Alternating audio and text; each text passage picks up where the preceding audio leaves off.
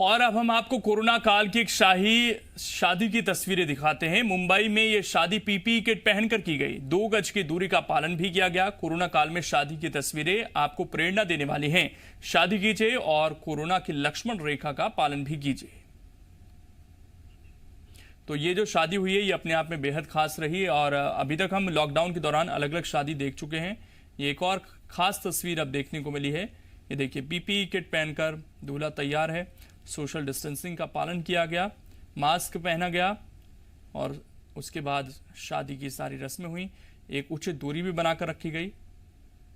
बहुत सारे लोग ऐसे हैं जो लॉकडाउन के दौरान शादी कर रहे हैं, मेहमानों को बुला रहे हैं बहुत संख्या में, जिसकी वजह से हमने देखा कि कई जगह कोरोना फैल भी गया। कुछ लोगों की मौत की खबर भी शादी की वजह से ही सामने आई। लेकिन आप सेफ्टी रखिए और शादी कर सकते हैं, लेकिन सेफ्टी रखना बेहद ज़रूरी है। जैसा यहाँ पर हम देख पा रहे हैं किस तरीके से दूल्हा दुल्हन ने पूरी सेफ्टी के साथ शादी की।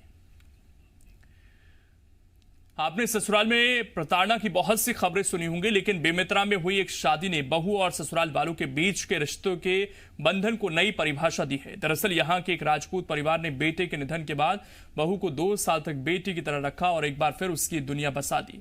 इस शादी ने समाज को ये दिखा दिया है कि एक ससुर भी पिता की तरह हो सकता है और समय आने पर उसी तरह अपना दायित्व निभा सकता है। लॉकडाउन नियमों की वजह से शादी में कम मेहमान शामिल हुए, लेकिन रस्मों रिवाजों को देखकर कोई नहीं कह सकता था कि यहाँ एक बहू की डोली उठने वाली है। पूरे रीति रिवाज के साथ कृष्णा सिंह ने एक पिता की तरह धर्म निभाया और अपनी बहू को विदा किया। हमारी बेटी मात्र 22 साल की उम्र में दूसरा विवाह विधवा हो जाने का विवाह कर रही है। मैं इन दोनों को सुखद जीवन, दाम्पत्य जीवन की बधाई देता हूं। समाज के सब लोग के सामूहिक प्रयास से ये विवाह संपन्न हो पाया है। मैं पुनः समाज के शुभचिंतकों को धन्यवाद देता हूं और हमारे वर वधू को दोनों को बहुत बधाई देता हूं कि इनका जीवन बहुत ही सुखद और आने वाला समय सुखमय हो।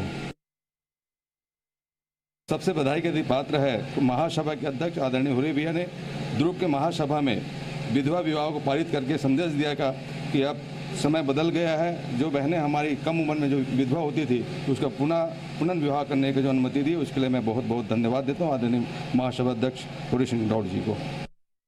बहुत अच्छा लग रहा है, खुशी हूँ मैं इस बात पे कि मैं अपनी बेटी बना के उसको विदा कर रहा हूँ और भविष्य में जब अपना समाज जो दिया था उसका व्यवस्था मतलब शादी करने के लिए उसके अध्यक्ष को भी धन्यवाद देता हूँ मैं और सभी जो समाज के अपने हैं सबको भी धन्यवाद।